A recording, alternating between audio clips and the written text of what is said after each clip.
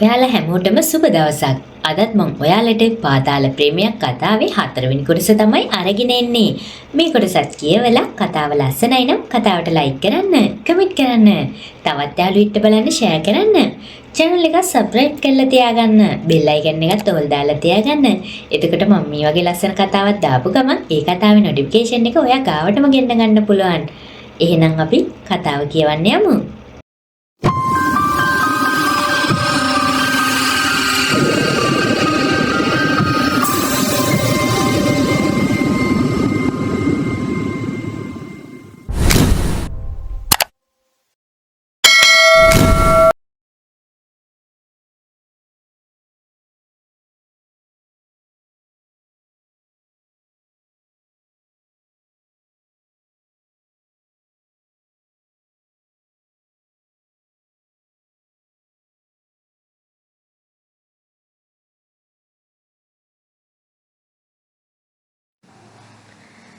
ත්‍රිරෝද රථයේ වීදුරු සිදුරෙන් ඇතුළට විදින සීතල වැහිබිඳු මගේ මුහුණ පුරා ගලා ගියද මගේ මුළු සිරුරම ඇතුළතින් නැවෙමින් තිබුණි. මල්ලි, මීට වඩා වේගෙන් යන්න බෑද? මම මගේ දෑත් එකිනෙක පටලවා ගනිමින් වෙවුලන හඬින් ඇසුවෙමි. මේ මහවැස්ස මීට වඩා පෑවුවොත් ත්‍රිවිල් එක ලිස්සනවා නෝනා, මං උපරිමින් යනවා. ඔහු ඉදිරියේ බලාගෙන පැවසිය. මා මගේ දෑස් ලියා ගත්තෙමි. මගේ මනස පුරා තුවන්නට වූයේ වීර සිහිය විකල් වීමට පෙර පැවසුවේ බිහිසුණු වදන් පෙළයි. සර් ඇටැක් කරන්න නැතුව ආයුධ අතට ගන්න නැතුව ඉන්නකොටම යොන් ගැහුවේ. මගේ පපුවට දැනුනේ මහ බරකේ. තමන්ගේ සතුරන් තමා වටා පවා කරද්දී ආර්යයන් ආයුධයක් අතට නොගත්තේ මට දැන් පොරොන්දුව නිසායි. මා ඔහුව වෙනස් කරන්නට හැදුවෙමි. නමුත් ඒ වෙනස ඔහු මරණයෙන් මුව විටම ඇත තමා තිබේ. වෛද්‍යවරයෙක් ලෙස ජීවිත බේරෙන මම මගේ ආදරණීය වදන් වලින් අද ලෝකයේ දරුණුතම පාතාල නායකයාගේ ජීවිතේ අනතුරේ හෙලා ඇත. දෙවියනේ, මට සමා වෙන්න. ආරන්ට කිසිම අනතුරක් වෙන්න දෙන්න එපා. මම හදවතින්ම යාඥා කරන්නට වූෙමි. පැයකට ආසන්න බියකරු ගමනකින් පසු ත්‍රිරෝද රථයේ මන්දිරයේ සුවිසල් අකරගේට්ටුව අසල නතර විය. වෙනතට සීරුවෙන් සිටින මුරකරුවන් කිසිවකුත් අද ගේට්ටුව අසල සිටියේ නැත. ගේට්ටුව බාගෙට විවෘතව තිබුණි. මම වහම රියදුරුට මුදල් ලබා දී කුඩේ පවා අමතක කර මහවැස්සෙන් මන්දිරයේ දෙසට දිව ගියමි. මුළු මන්දිරේම අඳුරේ ගිලී තිබුණි.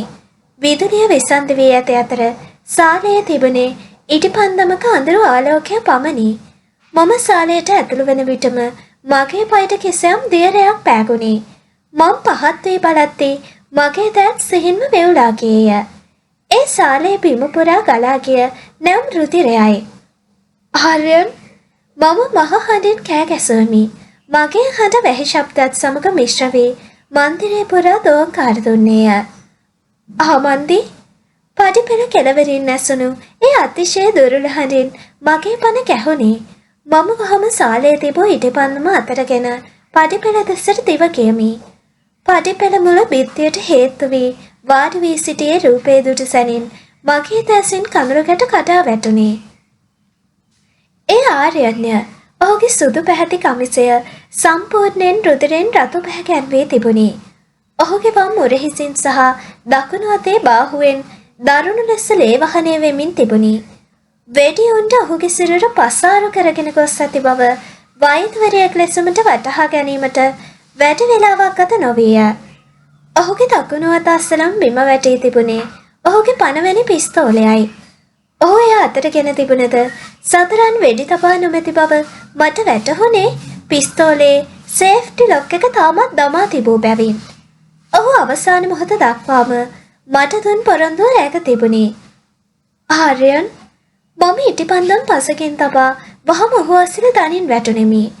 මගේ දෑත් වලින් ඔහුගේ මුහුණ අල්ලා ගනිද්දී මගේ දෑත් ඔහුගේ ලේ වලින් තෙත් විය. ඔහු අමාරුවෙන් දෑස්හැර මදෙස බැලුවේය.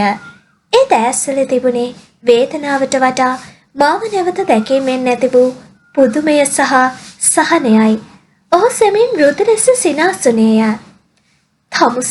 තමුසේ අයිමත් ආවදාමන්දි.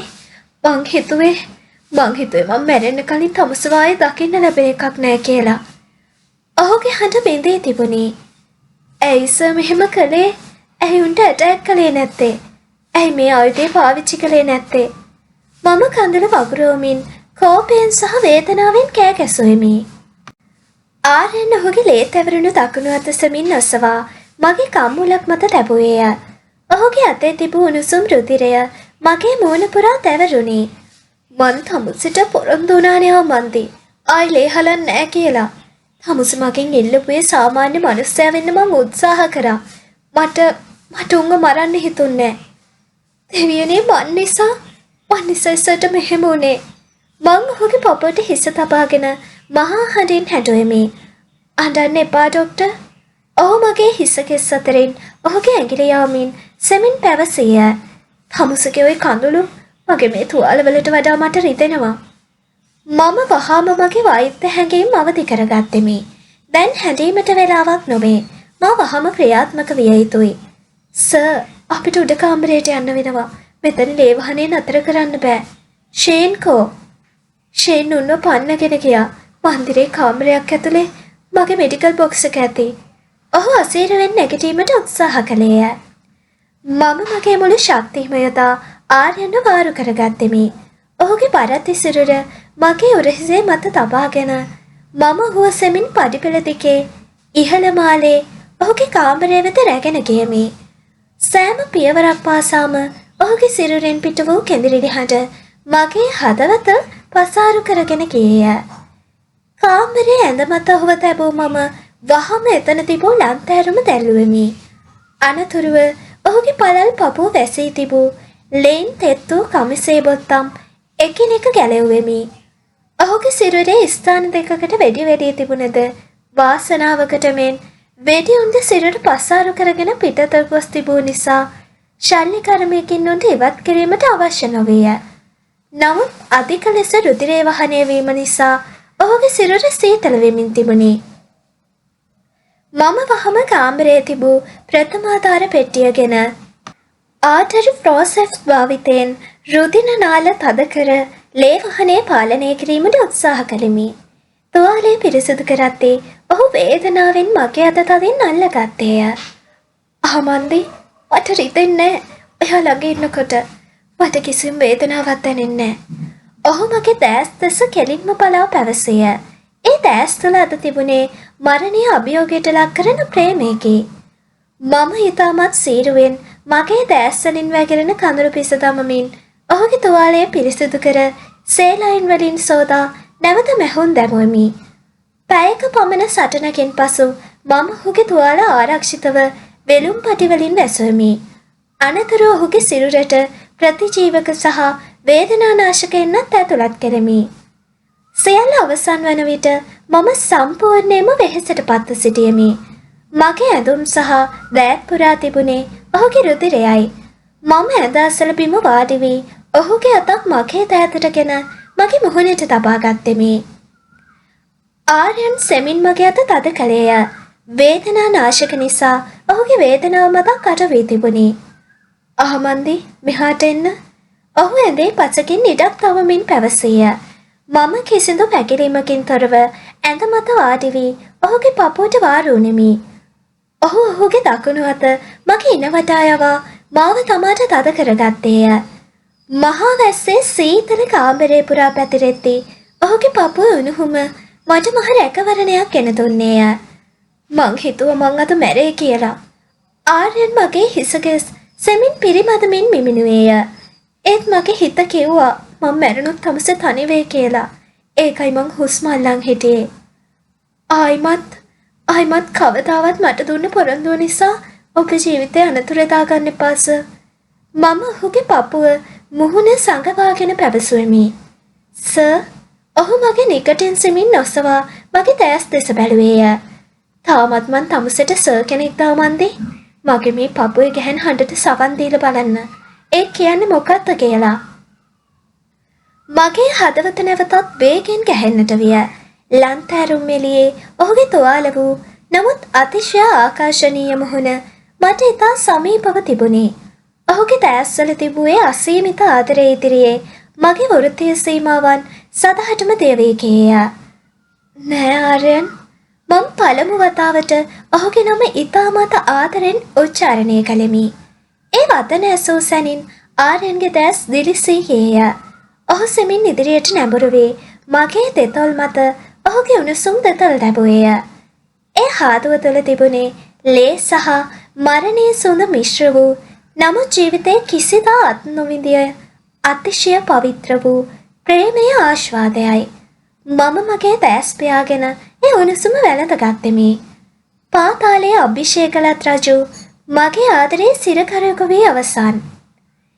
එළිය වැස්ස තාමත් ඇද හැලෙමින් තිබුණි. නමුත් මේ අඳුරු මන්දිරයේ කාමරය ඇතුළත ජීවිතය සහ මරණය අතර සටනින් ආදරේ ජයගෙන තිබුණි. මම ඔහුගේ පපුව මත හිස තබාගෙන නිදන්නට වූයේ ඉදිරියට පැමිණීමට ඇති කුණාට ගැන නොදන්නාසේ. මුළු රාත්‍රිය පුරාම ඇද හැලුණු මහ වර්ෂාව පාන්දර යාමේ වෙද්දී සෙමින් තුරල් වී තිබුණි. ශනිල පියන්පත් අතරින් ගලා සීතල මද පවන කාමරයේ තිබූ ලන්තෑරුම් එළිය සිහින්ව සලිත කළේය. ආර්යන්ගේ පපුවට වාරු වී සිටි මට නිින්ද ගොස් තිබුණේ කවදාදයි මම නොදැන සිටියෙමි. සති දෙකක් තිස්සේ හිතේ තෙරපුණු බිය වරදකාරී හැඟීම සහ ඊයේ රාත්‍රියේ සිදු වූ ඒ බිහිසුණු සිදුවීම් මාලාව මැද මගේ සිරුර දැඩි ලෙස විඩාවට පත්ව තිබුණි. මම සෙමින් දැස් හැර බැලුවෙමි. මුලින්ම මගේ නෙත ගැටුනේ මගේ ඉනවටා තදින් බැඳී තිබූ ආර්යන්ගේ ශක්තිමත් රළු දකුණු අතයි. ඔහුගේ වෙළුම්පටි මත තාමත් වියලී ගිය රුධිරයේ අඳුරු පැල්ලම් දක්නට ලැබුණි. මම සෙමින් හිස ඔසවා ඔහුගේ මූණ දෙස බැලුවෙමි. වෙනදාට නළල රැලි කරගෙන ලෝකයටම වෛර කරන බැල්මකින් පසුවන ඒ රළු මුහුණ ඇද තිබුණේ පුදුමාකාර සංසුන් බවක්. ඔහුගේ හුස්ම ගැනීම ක්‍රමවත්ය. මගේ හදවතට දැනුනේ මින් පෙර කිසිදා නොදැනුණු අමුතුම ආකාරයේ සහනයකි. මම ඔහුට හැරෙන්නේ නැතිව සෙමින් නැතින් නැගිටීමට උත්සාහ කළෙමි. නමුත් මම මදක් සෙලවෙද්දිම ඔහුගේ අතේ ග්‍රහණය තවත් අත විය. ඔහු තාමත් සිටි අඩ නින්දේයි. තව ටිකක් කොහොම ඉන්නා මන්දි. ඔහු නොන්ටි ගැසුණු බිඳුණු හැඩින් මිමිනුවේය. ඔහුගේ දැස් තාමත් වැසී තිබුණේ. ආර්යන් මම යන්නේ නෑ. මම සර්ගේ ඔයාගේ උණ බලන්න හැතුවේ. මම සෙමින් ඔහුගේ නළල මත මගේ දකුණු අත තැබුවෙමි. වාසනාවකට මෙන් ඊ රාත්‍රියේ තිබුවේ මාරාන්තික උණ තත්ත්වය සම්පූර්ණයෙන්ම බැස ගොස් තිබුණි. ප්‍රබල ප්‍රතිජීවකයෙන්වත් ක්‍රියාත්මක වී ඇති බව පැහැදිලි. මගේ වචන ඇසූ පසු ඔහු සෙමින් දැස් හැර බැලුවේය. ඒ අලු පැහැති ගැඹුරු දැස් කෙලින්ම යොමු වූයේ මගේ මුහුණ වෙතටමයි. ඊ රාත්‍රියේ අප අතර සිදු වූ ඒ අතිශය ආදරණීය හාදුව මගේ මතකයට නැගෙද්දී මගේ කම්බුල් රතු වී ගියේය. මම මගේ දැස් බිමට යොමු කරගත්ත ලැජ්ජාවෙනි. ආර්යන් සෙමින් ඇඳ මත වාඩි වීමට උත්සාහ කළේය. ඔහුගේ වම් මුර හිසේ තුවාලය පෑරීම නිසා ඔහු කැඳිරි ගාමෙන් දත් මිටි කෑවේය. කලබල වෙන්න එපා. තුවාලෙ මැහුම් ඇදේ. මම වහම ඉදිරියට ගොස් ඔහුගේ පිටුපසින් කොට්ටයක් තබා ඔහුව වාරු කෙලිමි. ඒ වෙලාවේ අපේ මුහුණු අතර තිබුණේ අඟල් කීපයක දුරකි. ඔහුගේ උණුසුම් හුස්ම මගේ මුහුණ මත වැදෙද්දී මගේ හෘද ස්පන්දනය වේගවත් විය. ඔහු මගේ දැස් දෙස බලා සිටියේ දැඩි ආශාවකින්. මං හිතුවේ මේක හීනයක් කියලා මන්දේ. උදේ හැරිද්දි තමස මෙතන ඉඳී කියලා මං විශ්වාස කරේ නෑ. ඔහු මගේ අතක්ගෙන ඔහුගේ තෙතොල් මත තබා ගත්තේය. මං පොරොන්දුනත් එක් කට කරන්නේ නෑ ආර්යන්. ඒත් වීර කිව්වා කළුසිරාව කොටු කළා කියලා. ඊර ඇත්තටම මොකක්ද උනේ? මම මගේ හිතේ තිබුණු ලොකුම ප්‍රශ්නය මතු කළෙමි. ආර්යන්ගේ මුහුණ මොහොතකට නැවතත් දැටි විය. ඔහුගේ දැස් අසල තිබූ නහර මතුවන්නට විය. අරුන් මැරුණට පස්සේ උගේ ගෑන් එකේ බලය ගත්තේ කළුසිරා. උන් හිතුවේ මං දැන් දුර වෙලා කියලා. ඉහි මං වත්තල පැත්තේ අපේ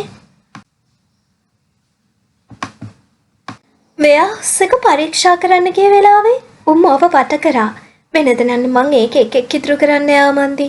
ඒත් ඊ මගේ අත තුවක්කුවට යද්දිම මට මතක් වුණේ තමසගේ මූණ. මට දුන්න පොරොන්දුව මං ෂේන්ටයි වීරටයි කිව්වා ෆයර් කරන්න එපා කියලා. ඒ තුන් පජාති විදිහට පිටිපස්සෙන් ඇවිත් ගැහුවා. වීර මාව බේරගන්න ගිහින් තමා උට වෙඩි වැදුනේ. ඔහු පවසන දේ අසද්දිම මගේ පපුව හොස් කාලා ගියේය. පාතාල ලෝකයේ නීතිය මැරෙන්න නම් නැත්තම් මැරෙන්න යන්නයි. එහි නිරායුධ වීම යනු සියදිවි නස්සා ගැනීමක් වැනි වැඩකි. වීර දැන් හොස්පිටල් එකේ ඉන්නේ. මම එයාට ට්‍රීට්මන්ට් කළේ. එයාගේ ඔපරේෂන් එක දැන් සාර්ථකයි. දැන් එයා අනුතරෙන් මිදලා ඉන්නේ. මම ඔහුට සහනයක් දීමට පැවසුවෙමි. මම දන්නවා ෂේන් මට කෝල් කරලා කිව්වා. ඒ වගේම තමුසි මාව බේරගන්න හොස්පිටල් එකෙන් පැනලා ආපු හැටි ෂේන් මට කිව්වා. ආරෙන් මට සිනාවක් පෑවේය. ඩොක්ටර් කෙනෙක් වෙලත් තමුසි මං වගේ අපරාධකාරයෙක් වෙනුවෙන් තමන්ගේ කැරියර් එක ජීවිතේ පවා පරදුවට තැබුවා. ඇයි අමන්දි ඒ වගේ මෝඩ වැඩක් කරේ? ඒක මෝඩ වැඩක් නෙවෙයි. මම ඔහුගේ පපුවට මගේ දකුණු අතින් සමින් තට්ටු කරමින් පැවසුවෙමි. ඔය ආයුධ ඇත්තරිය මන් නිසා. එහෙම ඉද්දාට අනතුරක් වුණා නම් මට මගේ මුළු ජීවිත කාලෙම හෙවණැල්ලක් වගේ වරදකාරී හැඟීම ලුහු බඳිනවා. අනික මං ආවේ වෛද්‍යවරියක් විදියට විතරක්ම නෙවෙයි. මං වචන නතර කෙලිමි. එහෙනම් ඔහු මගේ මුහුණට තවත් ලං විය. මං ආවේ මගේ හදවතේ අයිතිකාරයා ළඟට. මං එදාමත් හෙමින් පිරිසිදු සිංහලෙන් මගේ ආදරය ප්‍රකාශ කෙලිමි. ආර්යන්ගේ මුහුණේ ඇඳේ ගියේ මින් පෙර මා නොදකපු සුන්දරම සිනහවකි. ඔහු මාව තදින් වැළඳ ගත්තේය. ඔහුගේ තුවාල වේදනාව පවා නොතකා ඔහු මාව ඔහුගේ පපුවට තද කරගත්තේය. ඒ මොහොතේ අප දෙදෙනාටම ලෝකේ අමතක වී තිබුණි. පාතාලයේ ලේ වැගරීම් සතුරන් මේ කිසිවක් අපට අදාළ නොවිය. නමුත් ඒ සාමය පැවතියේ සුළු මොහොතක් පමණි. එක් වරම කාමරයේ දොර තදින් විවෘත කරමින් ෂේන් ඇතුළට පැමිණියේය. ඔහුගේ මුණ සම්පූර්ණයෙන්ම දාඩියෙන් සහ නොසන්සුන්කමකින් පිරී තිබුණි. අප දෙදෙනා සිටි ඉරියව් දැක ඔහු මොහොතකට නතර වුවද ඔහුගේ පණිවිඩය ඊට වඩා බරපතල විය. සර්, ලොකු ප්‍රශ්නයක්. ෂේන් හති නමින් පැවසිය. ආර්යන් සෙමින් මාව පසෙකට කර තම රළුසරය නැවත ආරූඪ කරගත්තේය. මොකද්ද ෂේන්? වීරට සනීප නේද? වීරට සනීපයි සර්. ඒත් ප්‍රශ්නේ තියෙන්නේ කළුසිරාගාව නෙවෙයි. පොලිසියෙන් මන්දිරේ වට කරන්නයි හදන්නේ. ඊරෑ හොස්පිටල් එකට ඇතුළත් කරපු අපේ මිනිස්සුන්ගෙන් පොලිසිය ප්‍රශ්න කරලා උන් වත්තල වෙඩි තැබීමට සර් සම්බන්ධයි කියලා ඔක්කොම වමාරලා.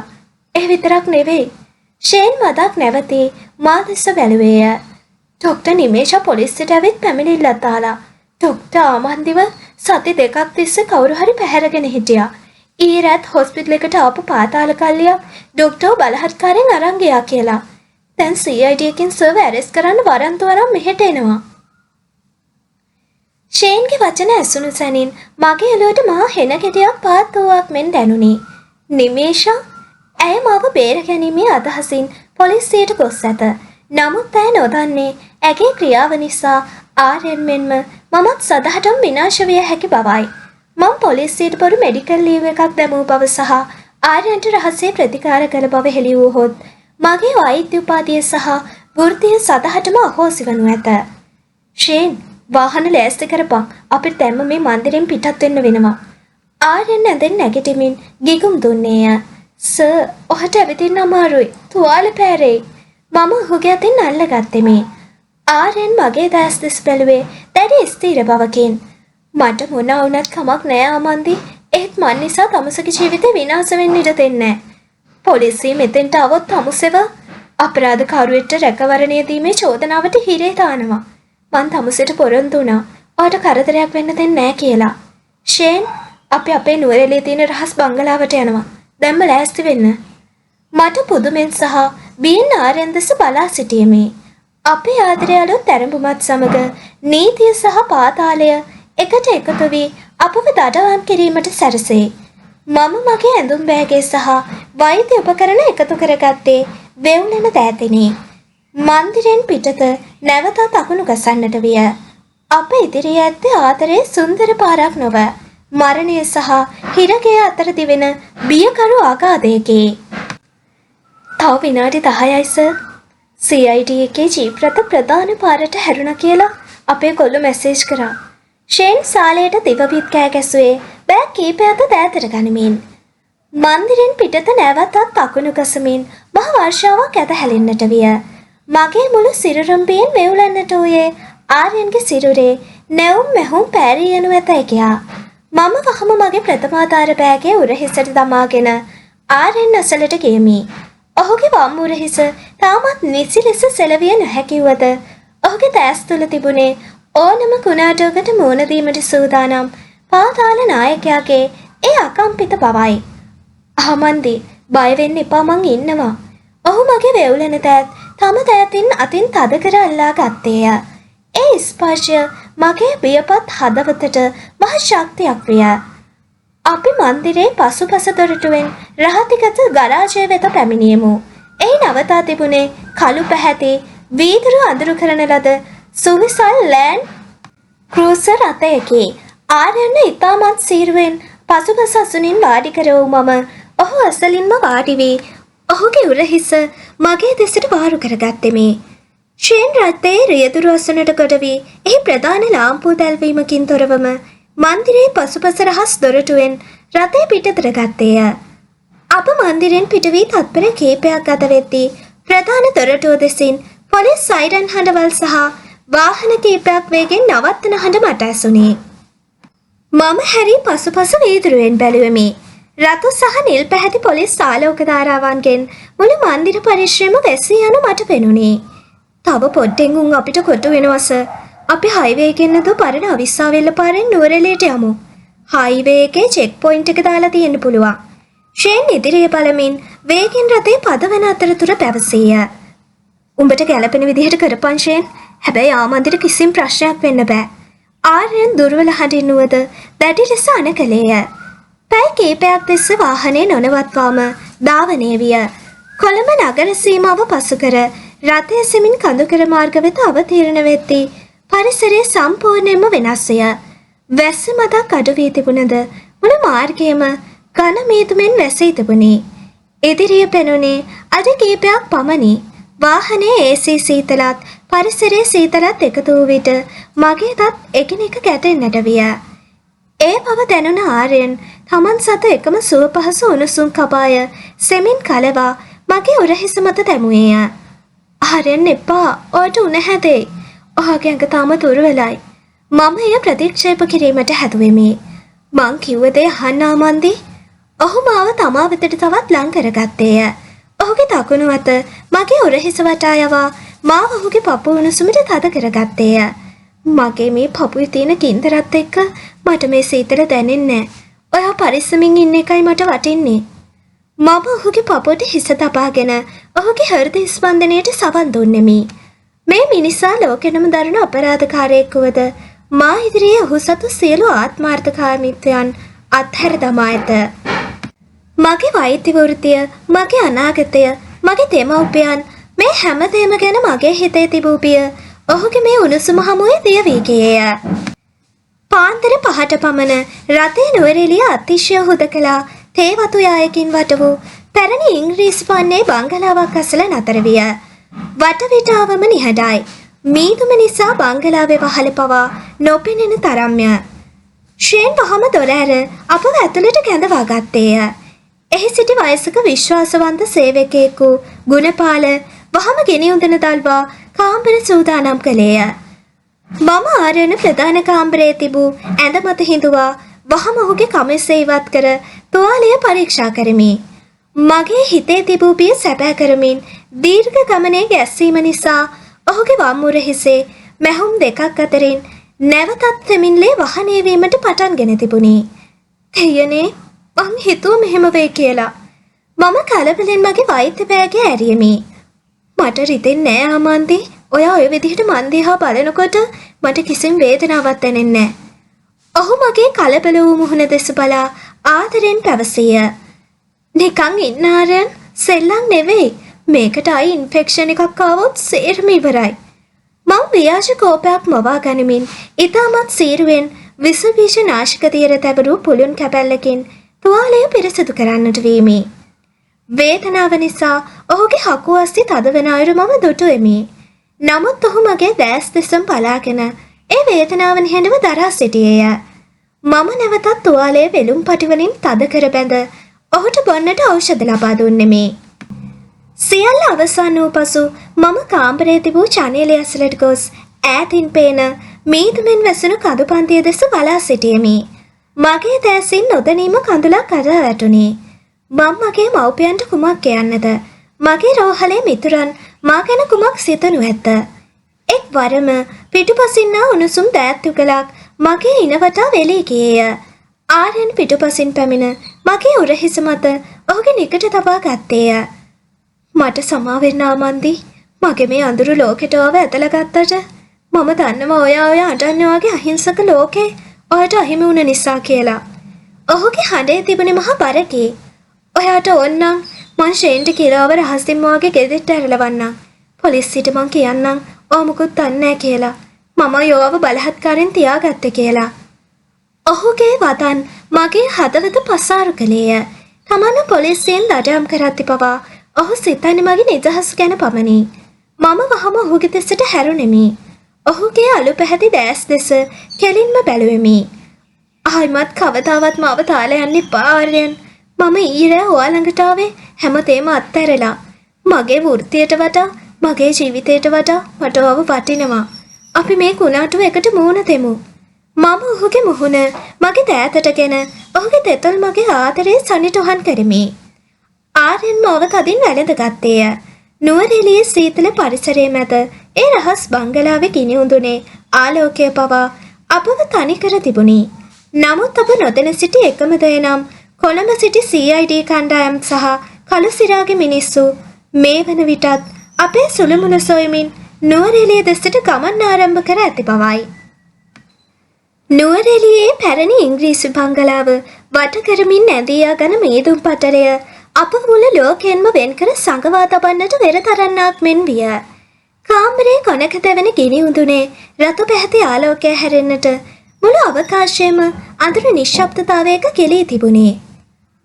ආර්යන් මාව තදින් වැළඳගෙන සිටියේය. ඔහුගේ පපුවේ උණුසුම මගේ මුළු සිරුරුපුරම ගලා යද්දී මට දැනුනේ මුළු ලෝකෙම ඇති සුරක්ෂිතම තැන මා පැමිණ ඇති බවයි. නමුත් ඒ සාමයේ පැවතියේ සුළු මොහොතක් පමණි. කාමරයේ දොර ඉතාමත් සෙමින් නමුත් හදිසි ස්වරූපයකින් තට්ටු කෙරුණි. මම වහාම ආර්යන්ගේ පපුවෙන් හිස ඔසවා මදක් පසුපසට උනෙමි. දොර විවෘත කරමින් ඇතුළට පැමිණි ෂේන්ගේ මුහුණ පුරා තිබුණේ නොසන්සුන් බවකි. ඔහුගේ අතේ තිබූ ශංගම දුරකථනය දිගින් දිගටම වයිබ්‍රේට් වෙමින් තිබුණි. සර්, කොළඹින් අපේ එකෙක් කතා කරා. කළුසිරා CID එකට ඔත්තුවක් දීලා තියෙනවා. සර් නුවරඑළියේ රහස් බංගලාවක හැංගිලා ඉන්නවා කියලා. උන් හිතන්නේ නෑ සර් මෙච්චර ඉක්මනට මෙහෙට එයි කියලා. ඒත් CID එකේ කණ්ඩායමක් දැනටමත් හයිවේ එකෙන් බැහැලා රම්බුට පැත්තෙන් නුවරඑළියට ඇතුළත් වෙන්නයි හදන්නේ. ෂේන්ගේ වචන ඇසුණු සැනින් මගේ පපුව හෝස් කාලා ගියේය. මගේ මුළු සිරුරම සීතල වී ගියේය. දෙයනේ අපිට මෙතනත් නිදහසක් නැත්ද? උන් දන්නේ නෑ ෂේන් මං ඉන්න හරියටම තැන. ආර්යන් තම රළු අකම්පිත ස්වරය නැවත ආරූඪ කරගනිමින් ඇඳෙන් නැගිටීමට උත්සාහ කරේය. බංගලාවේ ලයිට් ඔක්කොම ඕෆ් කරපන්. ගුණපාල මාමට කියපන් බංගලාව ඇතුළේ කවුරුත් නැති ගානට වහලා දාලා එයාගේ ලැබුම්කට වෙලා ඉන්න කියලා. සර්, ඔයාට ඇවිදින්න අමාරුයි. තුවාලේ මැහුම් ආයෙත් පෑරෙයි. මං වහම ඉදිරියට ගොස් ඔහුගේ දකුණු අතින් අල්ලා ගත්තෙමි. මගේ දැස්වල කඳුළු පිරී තිබුණේ. ආර්යන් සෙමින් හැරි මගේ දැස් දෙස බැලුවේය. ඒ දැස් තුල තිබුණේ මාව බේර ගැනීමේ දැඩි අදිෂ්ඨානයයි. ආමන්දි, මං කිව්වා නේද? තමුසිට කිසිම කරදරයක් වෙන්න මං ඉඩ දෙන්නේ නැහැ කියලා. ෂේන්, වාහනේ වත්තපල්ලෙහා තේ පඳුර ඔස්සේ රහසකටම හංගපන්. අපි බංගලාවෙන් පිටිපස්සේ තියෙන පරණ වයින් සෙලයකට යනවා. වයින් සෙලයක? මම පුදුමයෙන් ෂේන් දෙස බැලුවෙමි. ඔව් ડોක්ටර්, මේ බංගලාවේ යට තියෙන සුද්දන්ගේ කාලේ හදපු රහස් සුමකක් වගේ කාමරයක්. එතනට පොලිසිය තියා කාටවත් මෙන්න බෑ. ෂේන් පවසමින් වහම ක්‍රියාත්මක වී කාමරයේ තිබූ ලන්තෑරුම් සහ ගිනි උඳන නිවා දැමුවේය. මුළු බංගලාවම ෂෙනයකින් සහ අන්ධකාරයේ ගිලී ගියේය. මම මගේ වෛද්‍ය බෑගයද අතරගෙන ආර්යන්ව වාරු කරගනිමින් බංගලාවේ පසුපස කුස්සිය දෙසට ගමන් කෙලිමි. කුස්සිය තිබූ විශාල ලී අල්මාරියක් පිටුපසින් පොළව යටට දිවෙන පඩි පෙළක් විය. අපි ඉතාමත් සෙමින් ෂේන්ගේ දුරකථනයේ සිහින් ආලෝකය ආධාරයෙන් පොළව යට තිබූ ඒ රහස් කාමරයට ඇතුළු වුනිමි. එය පැරණි ගඩොලින් නිම වූ කුඩා කාමරයකි. එහි තිබුණේ එකම එක පැරණි සෝපා පුටුවක් සහ ලී මේසයක් පමණි. ඉහළ මාලෙන් සිහින් වැසුණු වැහි බිඳුවල හඬ පවා මෙතනට ඇසුන් නැත. අපි ඇතුළු වී දොර වසා දැමුවෙමි. ෂේන් දුරකථනයේ ආලෝකයද නිවා දැමුවේය. දැන් අප වටා ඇත්තේ සම්පූර්ණ අන්ධකාරයකි. ආමන්දී ආරයන්ගේ උණුසුම් හුස්ම මගේ මුහුණට දැනුනි. ඔහු සෙමින් මාව සෝපපුටෙන් වාඩි කරවා ඔහුද මාසලින්ම වාඩි විය. මට බයයි ආරයන්. මම මගේ දෑතින්ම ඔහුගේ දකුණු අත තද කර අල්ලා ගත්තෙමි. මං ඉන්නව ඩොක්ටර්. ඔයා ළඟ මගේ මේ හුස්ම තියෙනකන් කාටවත් ඔව අල්ලන්න ලැබෙන්නේ නැහැ. ඔහු මගේ උරහිස වටා තම ශක්තිමත් අත යවා මාව තමා වෙතට ඇදගත්තේය. විනාඩි 20ක් පමණ ගත වන්නට ඇත. බංගලාවේ ඉහළ මාලයෙන් බරති පියවර සලකුණු සහ දොරවල් තදින් විවෘත කරන හඬවල් අපට ඉතාමත් සිහින්ව ඇසෙන්නට විය. පොලිසිය බංගලාව ඇතුළට පැමිණ ඇත. මගේ හදවත නැවතත් වේගෙන් ගැහෙන්නට විය. මම බියෙන් ආරයන්ගේ පපුවට මගේ මුහුණ තද කරගත්තෙමි. ආරයන් මගේ හිසකෙස් සෙමින් පිරිමදමින් මාව සංසුන් කිරීමට උත්සාහ කළේය. උන්ට මෙතන හොයාගන්න බෑ අමන්දි. සංසුන් වෙන්න. ඔහු මගේ කනට කර ඉතාමත් පහත් හඬින් මිමිනුවේය. ඉහළින් ඇසුණු ශබ්ද සෙමින් ඈත් වී ගියේය. ගුණපාල මාමා පොලිසියට පවසා ඇත්තේ බංගලාව මාස ගණනාවකින් විවෘත නොකළ බවදීයි. පැයකට පමණ පසු මුළු වටපිටාවම නැවතත් මීදුමින් වැසුණේ. නිහඬතාවයකට පත්විය. ෂේන් සෙමින් තම දුරකථනය දල්වා පණිවිඩයක් පරීක්ෂා කළේය. සර්, මුළු බංගලාවම සර්ච් කරලා මුකුත් නැති තැන යන්න ගියා. කළු සිරා දීපු ඔත්තුව වැරදි කියලා හිතලා උන් දැන් නුරෙලිය ටවුන් එක පැත්තට යනවා. අපි බේරුණා සර්. ෂේන් සැනසුම් සුසුමක් හැරමින් පැවසිය. මගේ පපුවෙන් මහා බරක් නිදහස් විය. මම නොදැනීම ආර්යන බදාගෙන හඬන්නට වීමි. ඒ හඬ කඳුළු වේදනාවට වඩා සහනය නිසා ඇති වූවකි. ඇයි මේ අඬන්නේ? දැන් හැමදේම හරි නේද? ආර්යන් සෙමින් මගේ මුහුණ ඔසවා තම මහපට ඇඟිල්ලෙන් මගේ කඳුළු පිස දැමුවේය. පොළව යට තිබූ ඒ අඳුරු කාමරය තුල දුරකථනයේ සිහින් ආලෝකයෙන් ඔහුගේ මූණ අතිශය ආකර්ශනීය ලෙස පෙනුනි. මට ඔබ හිමි වේ කියලා බය හිතුණා ආර්යන්. මම ඔහුගේ දැස් දෙස බලා පැවසුවෙමි. ආර්යන් සෙමින් ඉදිරියට නැඹුරු විය. ඔහුගේ උණුසුම් දතොල් මගේ නළල මත සනිටුහන් කර පසුව සෙමින් මගේ දැස් මතද අවසානයේ මගේ දෙතොල් මතද නතර විය. ඒ හාදුවේ රාත්‍රියේ තිබූ බිය වෙනුවට අද පිරී තිබුණේ අතිශය සියුම් ආදරණීය සහ සැනසිලිදායක හැඟීමකින්. මම මගේ දෑත් ඔහුගේ කෙළවටා යවා ඒ සීතල නුවරඑළියාමේ පොළවයට සැඟවුණු ඒ රහස් කාමරය තුල ඔහුගේ ප්‍රේමයේ සිරකාරියක වුනිමි. නීතියට සහ පාතාලයට අපව කොට කර ගැනීමට නොහැකි විය. සීතල මීදුමෙන් වැසුණු නුවරඑළියමෙහි රාස් බංගලාව ඇතුළත අපේ ආදරය යන පරිච්ඡේදය වඩා ශක්තිමත් වෙමින් ලියලන්නට විය. පොළව යට වූ ඒ අඳුර රහස් කාමරේ සීන් දුරකථන ආලෝකය හැරෙන්නට වෙනත් කිසිදු ආලෝකයක් තිබුණ නැත. අප වටා තිබූ ඒ ඝන අන්ධකාරය පිටත ලෝකයේ මාරාන්තික අනතුරු වලින් අපව සඟවා තබන මහා පෞරක් මෙන් මට දැනුනි. ආර්යන්ගේ උණුසුම් දෙතොල් මගේ දෙතුන් මත තැබුවේ මොහොතේ මගේ සිතේ තිබූ සියලු බිය සහ තිගැස්ම ක්ෂණයකින් දිය වී ගියේය. ඔහුගේ හුස්ම ගැනීමේ වේගය සහ පපුවේ ගැස්ම මගේ මුළු සිරුර පුරාම දෝංකාර දුන්නේය. මම මගේ දෑත් සෙමින් ඔහුගේ ගෙලවටා යවා ඔහුව තවත් මට ලං කරගත්තෙමි. පාතාල ලෝකයේ ක්‍රූර පාලකයා අද මගේ ආදරය ඉදිරියේ සම්පූර්ණයෙන්ම දනගසා ඇත. ඒ හාදුව තුළ තිබුණේ රාගයට වඩා ජීවිතය සහ මරණය අතර සටනකින් පසු එකිනෙකා හමු වූ දෙදෙනෙකුගේ අසීමිත සහනය සහ ප්‍රේමයයි.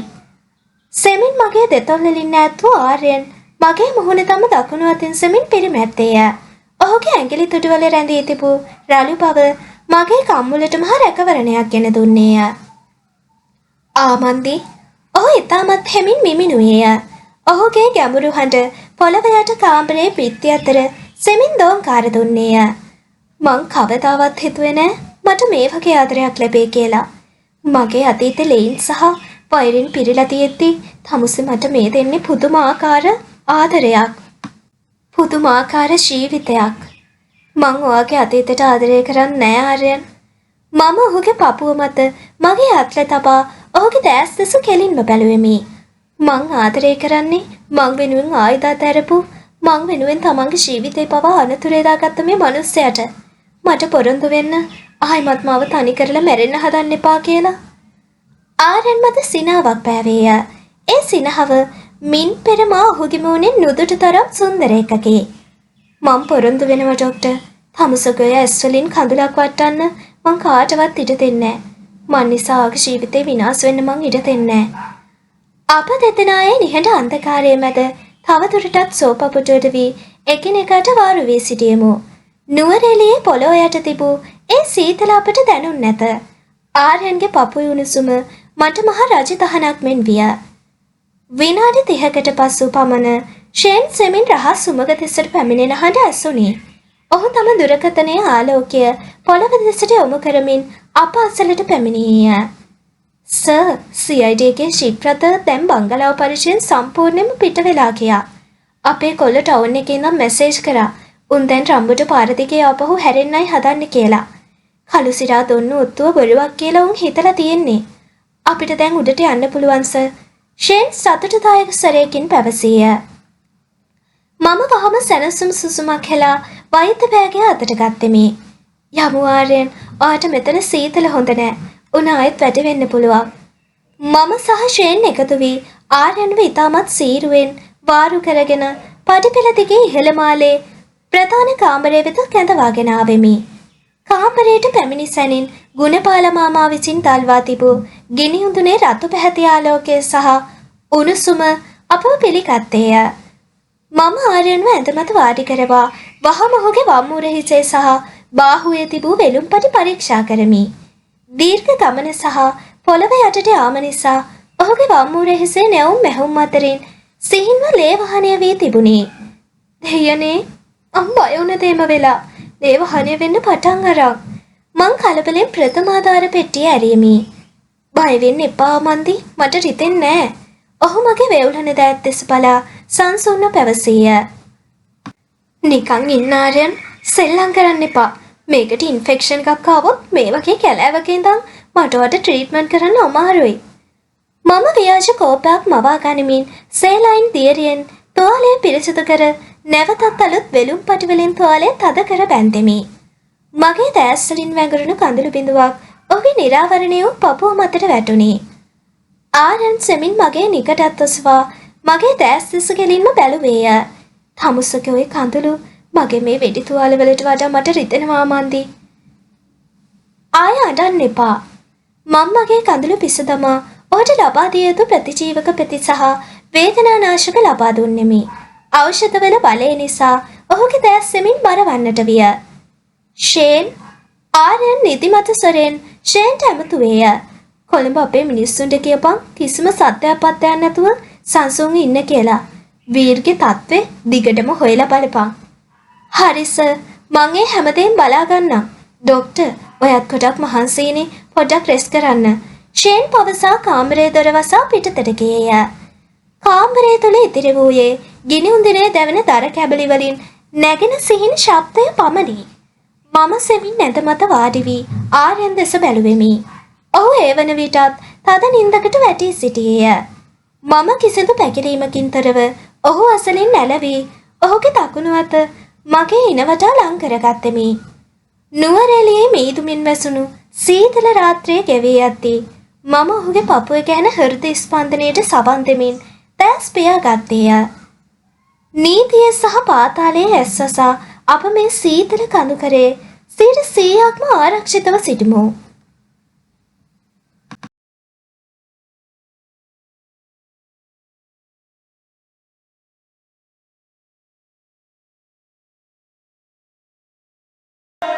Fearless.